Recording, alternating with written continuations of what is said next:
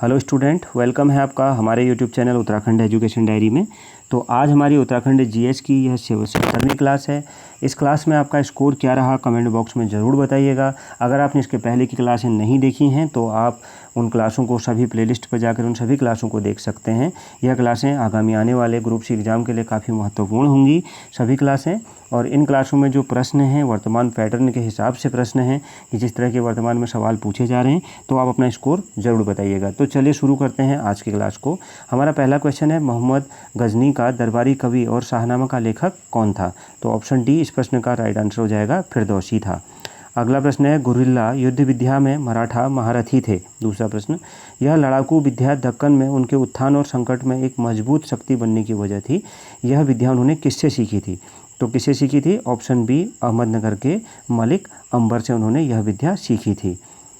अगला प्रश्न है, क्वेश्चन नंबर 3 देखते हैं, शिवाजी की राजधानी कहाँ थी? तो शिवाजी की राजधानी कहाँ थी? ऑप्शन ए, रायगढ़ में शिवाजी की राजधानी थी।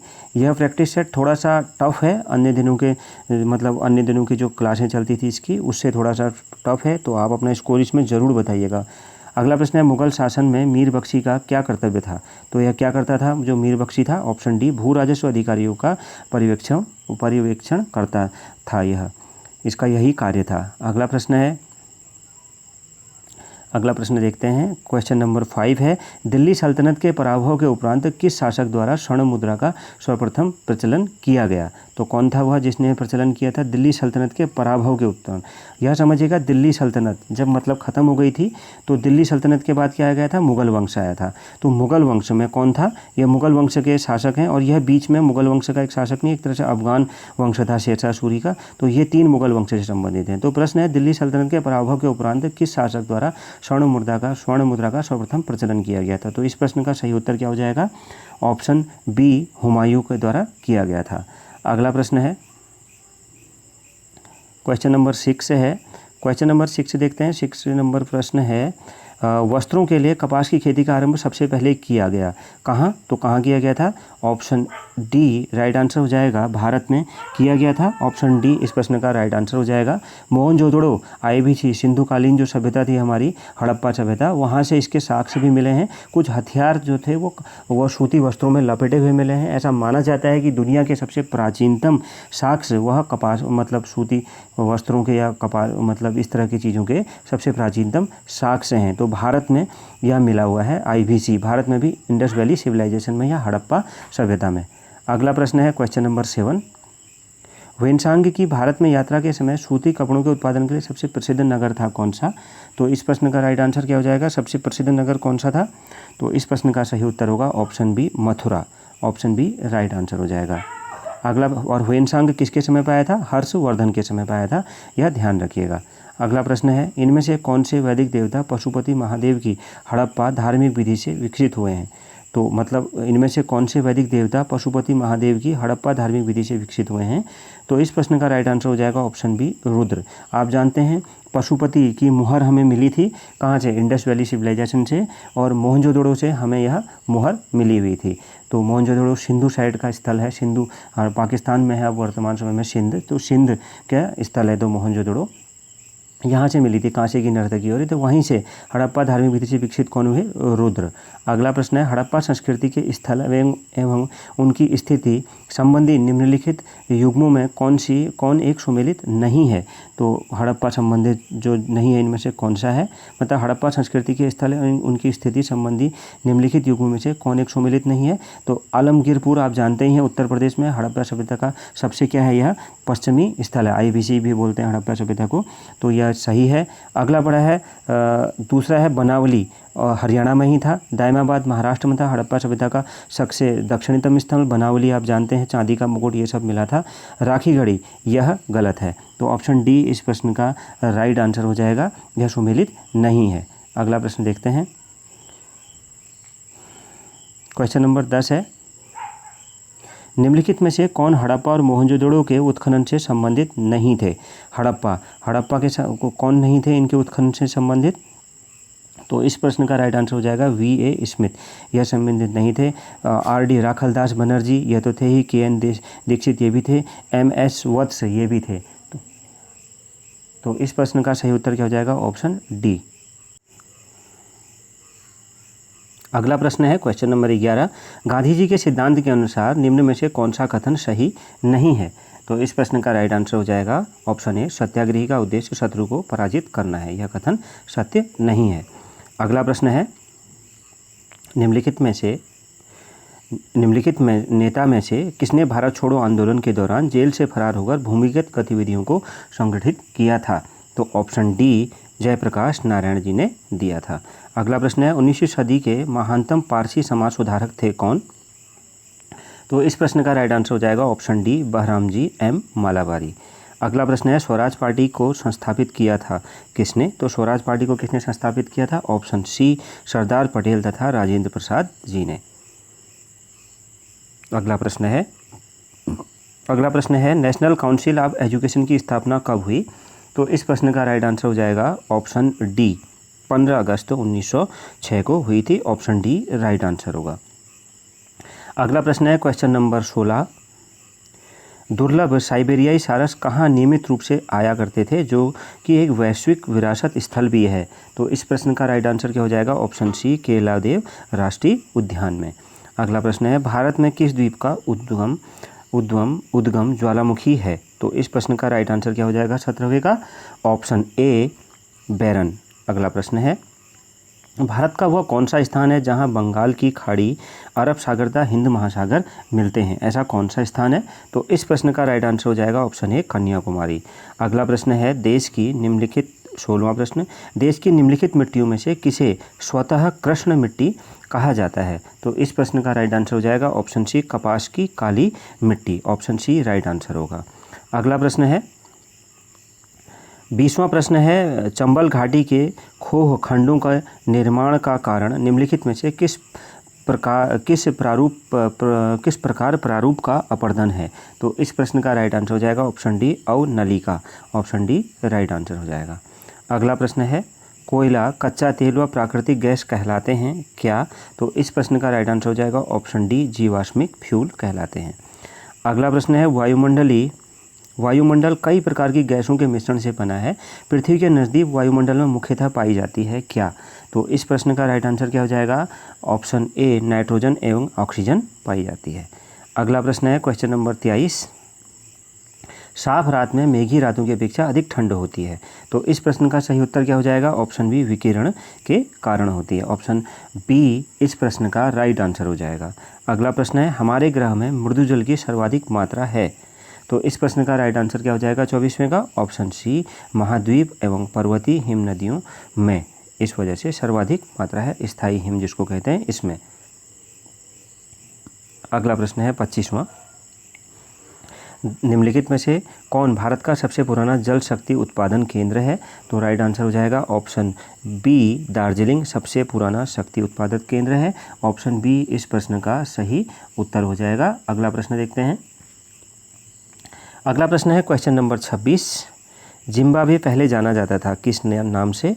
तो जिम्बाब्वे को पहले किस नाम से जाना जाता था?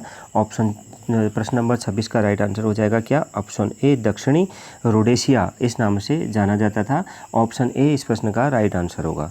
अगला प्रश्न है, निम्नलिखित जलप्रपातों में से कौन वेनेजुएला में अवस्थित है? कौन सा अवस्थित है? तो ऑप्शन बी इस प्रश्न का राइट आंसर हो जाएगा, एंजिल प्रपात। ऑप्शन बी राइट आंसर होगा। अगला प्रश्न है, अफ्रीका के निम्नांकित देशों में से किस में सघन उष्णाई वन है? तो राइट आंसर क्या हो जाएगा इस प्रश्न का? 28वें प्रश्न का option A, Ivory Coast. Option A right answer होगा। अगला प्रश्न है, निम्न महासागरीय धाराओं में कौन सी प्रशांत महासागर से संबंधित नहीं है? तो इस प्रश्न का राइट आंसर क्या हो जाएगा? ऑप्शन ए, कनारी। ऑप्शन ए राइट आंसर हो जाएगा। अगला प्रश्न है, अगु लहास धारा चलती है। तो इस प्रश्न का राइट आंसर क्या हो जाएगा? ऑप्शन क्या? 30वें प्रश्न का ऑप्शन ए, हिंद महासागर में अगु लहास धारा चलती है।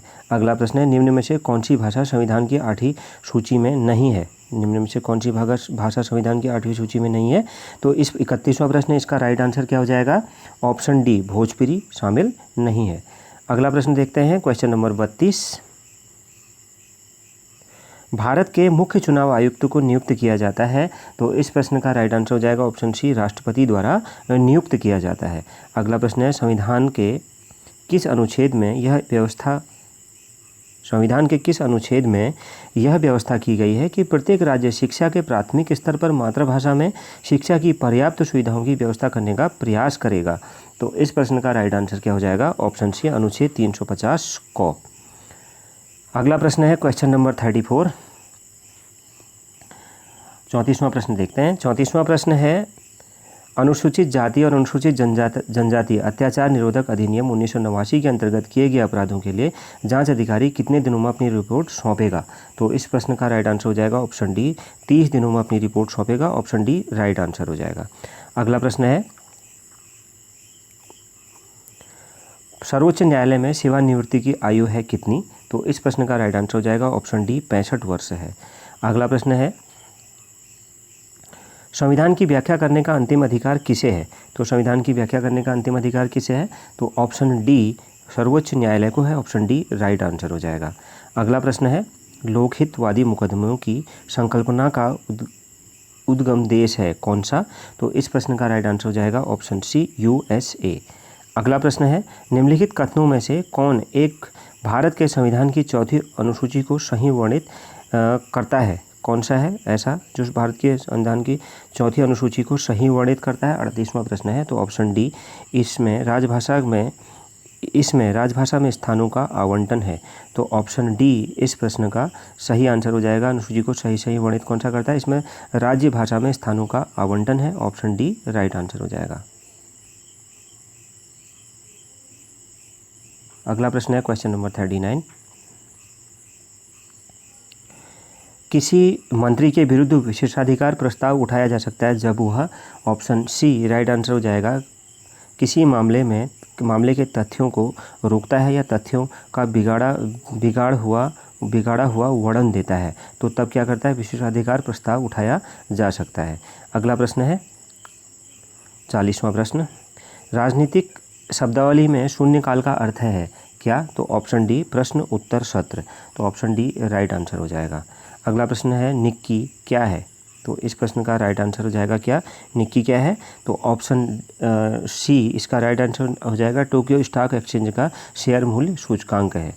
अगला प्रश्न है क्वेश्चन नंबर 42, किसी उत्पाद को दिया हुआ इको मार्क यह प्रमाणित करता है कि यह उत्पाद क्या? ऑप्शन सी, पर्यावरण की दृष्टि से अनुकूल है। ऑप्शन सी राइट आंसर हो जाएगा। अगला प्रश्न है, WTO का मुख्यालय कहाँ पर स्थित है? तो इस प्रश्न का राइट आंसर हो जाएगा ऑप्शन ए, जेनेवा में स्थित है। अगला प्रश्न है